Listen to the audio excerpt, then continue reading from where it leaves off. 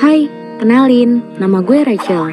Umur gue masih 15 tahun. Sekarang gue duduk di kelas 2 SMA. Mungkin kalian mikir gue ini masih bocil ya kan? Ya emang iya, tapi semua pengalaman dan hal-hal yang terjadi di dalam hidup gue membuat pola pikir gue menjadi lebih dewasa. Ya kayak kata orang-orang, didewasakan oleh keadaan. Gue mau ceritain tentang kehidupan di dalam keluarga gue. Ya mungkin ini termasuk cerita sedih. Gue harap gak akan pernah terjadi di kehidupan kalian. Jadi siapin tisu buat ngelap air mata dan inges ya. Hehehe. Pertama-tama gue mau bilang kalau gue anaknya nolep abis. Gue juga introvert gitu. Jadi punya temen cuma 1 atau 2 orang lah. Dan gak begitu akrab juga. Kalau boleh jujur, sebenarnya gue selama ini gak berani cerita ke siapapun. Sampai akhirnya gue memberanikan diri untuk speak up dan ceritain kayak gini, biar lega aja. For your information, gue anak kedua dari 3 bersaudara. Yap, anak tengah. Kehidupan gue pun juga di tengah-tengah. Kaya enggak, miskin enggak, cantik enggak, jelek juga enggak. Pinter juga enggak, bodoh juga enggak. Jadi kehidupan gue bener-bener biasa aja, gak ada yang istimewa. Bahkan gak pernah pacaran karena gak ada yang mau sama gue. Loh, kok malah curhat? Skip.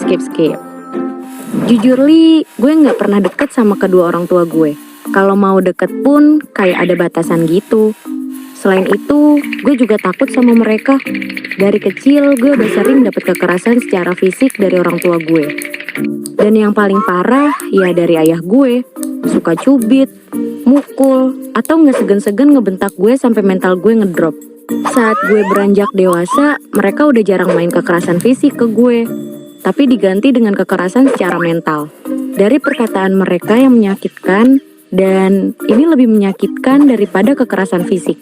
Bahkan, ada satu pengalaman yang paling membuat gue trauma dalam hidup gue, yaitu dilecehkan sama ayah kandung gue sendiri. Mungkin beberapa dari kalian udah sering juga lihat di berita-berita hal semacam ini. Dan ini juga terjadi dalam hidup gue. Kejadiannya saat gue kelas 1 SMA. Saat itu ibu dan adik gue pergi ke rumah nenek gue. Kecuali gue, ayah gue, dan abang gue. Saat kejadiannya, abang gue lagi pergi main sama temen-temennya. Terus di rumah itu cuman ada gue dan ayah gue. Awalnya ayah gue minta urutin badan dia, dan dia minta buat ngurutnya di kamar aja. Tapi gue tolak, karena ngerasa canggung. Akhirnya kami berdua di ruang tamu. Setelah selesai, ayah gue nawarin buat ngurutin badan gue. Kebetulan kemarin-kemarin gue habis jatuh dari motor. Jadi ayah sekalian nanya-nanyain di bagian mana yang sakit. Gue nunjuk di lengan gue, tapi ayah gue malah ngurutin di bagian punggung. Waduh. Dan lama-kelamaan tangan dia megang ke dada gue sambil ngajak-ngajak gue ke kamar. Dan katanya nanti dia bakal ngasih gue uang. Di situ gue cuman bisa shock banget, gue bingung mau ngelakuin apa. Dan gue pernah baca orang yang mendapat pelecehan seksual memang gak bisa ngapa-ngapain dan gak berani melawan, atau hanya bisa diem ketakutan karena memang shock banget. So please jangan judge gue yang gak bisa ngeberontak. Gue mau kabur, tapi badan gue ditahan sama ayah gue. Dia bilang, masa takut sama ayah sendiri? Padahal justru karena dia begini gue jadi takut. Ini bener-bener biadab, di luar nalar cok. Dan tiba-tiba terdengarlah suara motor yang datang dari luar. Iya, itu abang gue. Ayah gue langsung berhenti dan keluar nemuin abang gue. Sedangkan gue langsung ke kamar dan nutup pintu. Masih dalam keadaan shock, gak tahu mau berbuat apa. Akhirnya gue nangis pelan-pelan supaya gak ada yang dengar. Gue masih gak percaya ini terjadi dalam hidup gue. Gue bener-bener bingung. Tangan gue gemeteran. Jantung gue berdegup lebih kencang dari biasanya. Sesek banget. Gue awalnya berpikir mau ceritain sama abang gue, tapi gue masih belum berani. Akhirnya gue cuman bisa diem di kamar sampai malam tiba. Dan ibu sama adik gue pun pulang. Gue berniat mau ceritain sama ibu gue, tapi kalau ngomong langsung gue gak sanggup. Jadi gue ketik itu di HP dan nyuruh ibu gue baca. Posisi itu ada adik gue, ibu gue, dan gue lagi duduk di depan rumah. Di saat-saat ibu gue lagi baca, Gue ngeliat dari jendela ada ayah gue ngintip dari dalam rumah. Sumpah, gue ketakutan banget dan mencoba nggak ngeliat ke arah situ. Dan gue berpikir pasti ayah gue tahu gue mau ceritain itu ke ibu gue. Akhirnya lama-kelamaan ayah gue pergi dan udah nggak ngintip lagi. Akhirnya ibu gue selesai ngebaca itu dan kalian tahu apa yang paling menyakitkan? Respon ibu gue adalah, "Tuh kan nak, harusnya kamu ikut sama ibu ke rumah nenek. Kita cewek harus hati-hati sama orang lain, walau itu orang deket kita. Pakaiannya juga dijaga." Lah, kocak. Gue anak elu. Gue korbannya. Kenapa jadi gue yang salah? Anjir. Jujur, gue kecewa sama respon ibu. Akhirnya gue bales dengan marah. Loh, banyak tuh cewek-cewek yang udah pakai hijab, pakai mukena, lagi sholat pun juga tetap dilecehin. Ibu gue bales dengan ekspresi datar tapi mukanya bete. Emang kamu lihat di mana? Gue jawab lagi. Banyak tuh di berita. Akhirnya gue dan ibu gue adu mulut beberapa saat.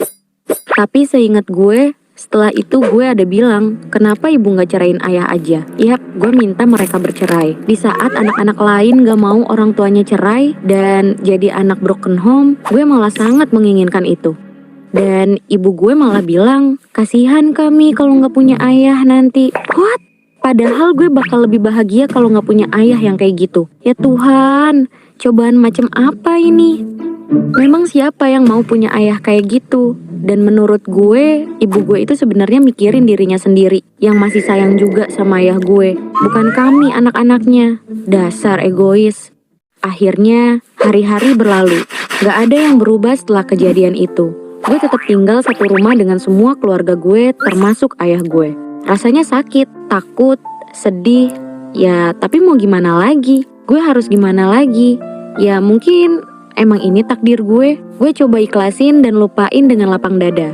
Walau gue tahu pasti kejadian yang satu ini gak akan pernah dilupain sama diri gue sendiri. Sampai kapanpun. Oh iya, gue mau sedikit cerita juga soal betapa capeknya gue hidup bersama orang tua yang toksik. Ortu gue tuh emang buruk banget, tapi jelas lebih parah ayah gue. Bahkan gue rasa ibu gue kayak gitu karena terpengaruh sama ayah gue. Padahal ibu gue ini sebenarnya baik juga. Dia yang cari uang dan ngerjain pekerjaan rumah tangga. Nah, ayah gue tuh emang sering banget main kekerasan, entah secara fisik maupun mental. Emosi ayah gue itu juga gak stabil banget.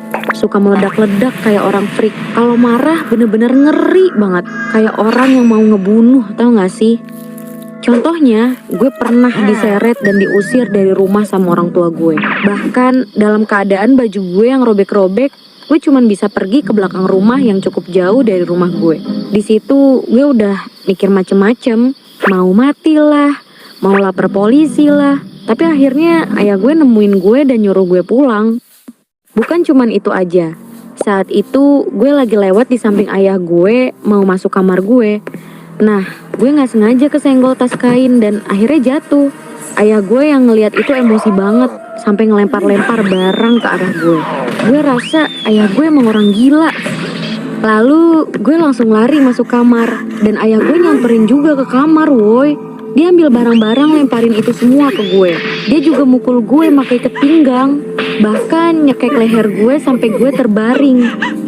Dan ayah gue mengungkapkan kata-kata kasar buat gue. Dia bilang kalau gue ini lonte lah, sok cantik lah, mau bunuh gue lah.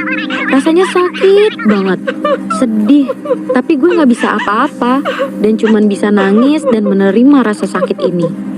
Kalau boleh jujur, gue cerita ini ke kalian dalam keadaan sedih. Ya kalau diceritain semua kejadian di hidup gue sih bakal kepanjangan ya. Terlalu banyak cerita sedihnya. Jadi sampai situ aja deh cerita gue. Gue harap semoga gak ada anak di dunia ini yang ngerasain hal yang sama kayak gue. Gue selalu berdoa semoga kelak nanti gue punya pasangan hidup yang baik, yang gak abusif. Buat kalian yang mau menikah, please banget. Sangat penting untuk memperbaiki diri, menyiapkan mental, apalagi kalau udah jadi orang tua. Jangan sampai anak yang jadi korban atas kesalahan kalian. Mereka gak pernah minta dilahirkan. Jadi, jangan membebankan mereka. Sayangilah anak kalian sebagaimana seharusnya orang tua menjaga dan mencintai anaknya.